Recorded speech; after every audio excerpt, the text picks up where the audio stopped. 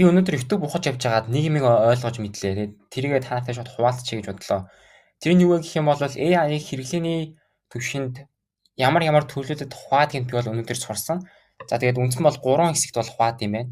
За тэгвэл одоо тэр 3 төрлийн AI-ийн одоо хамгийн ихнийхийг нь бүгдээрээ үзье.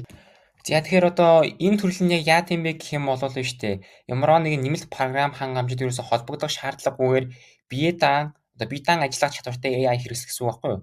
Жишээлх юм бол ChatGPT, Gemini, Perplexity, одоо Midjourney тэр байж гэн те. Эдгээр маань болохоор ямар нэгэн технологи, програм хангамжид тарьж холбогдох шаардлагагүй.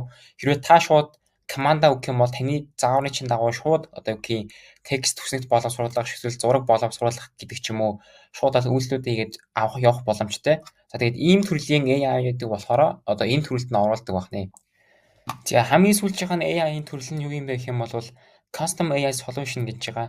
За энэ яг яадаг AI юм бэ гэх юм бол зөвхөн нэг асуудлыг шийдэхэд зориулагдсан хиймэл ухаан гэж байгаа. За би бүр жишээ аваад ярих юм бол л шүү дээ. Би өөрийнхөө Instagram дээр ChatGPT 5 илүү юу, SuperGrok илүү юу гэдэг би үзэж байгаа комментэнд reply хийсэн, контент хийсэн байхгүй юу?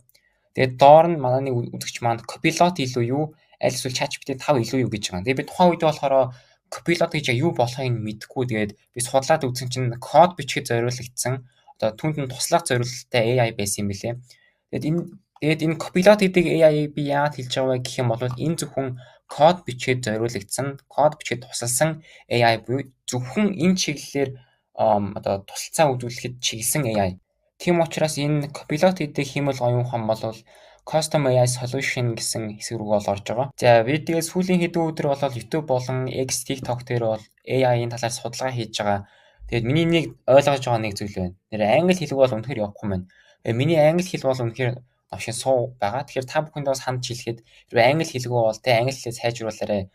Тэгэхгүй бол нэр англи хэл байхгүй бол AI-ийг судална гэж юусоо байдгүй маань. Тэгээд хэрвээ AI-ийг сурч чадахгүй, судалж чадахгүй болох юм бол хэдүүлэн ч одоо ирээдүйд тэ хийж бүтээж чадах юм арга байхгүй шүү дээ. Тэгэхээр та нартай гэж хэлэхэд бол бүгдээрээ англи хэлээ сайн сураарай. Та хэдийн маань зарим нь бас миний Instagram дээрээс контентыг маань үзчихсэн байх. За миний энэ бол IG байна. За тэгээд манайхан одоо миний Instagram-ыг ороод дагчаарай. Би Instagram дээрээ бол 7 хоногт нэгээс 2 чанартай бол контентууд бол оруулж байна. Тэгээд миний контентууд бүгдээрээ AI-ийн холбоотой контентууд байх болно. YouTube дээрээч тэр Instagram дээрээч тэр аль алин дээр нь давхар AI-ийн холбоотой контентууд оруулаад явна. За тэгээд дараагийн бичлэгийг цагааллахгүй үзхийг хүсэх юм бол бүгдээрээ яг одоо намайг subscribe хийгээрэй.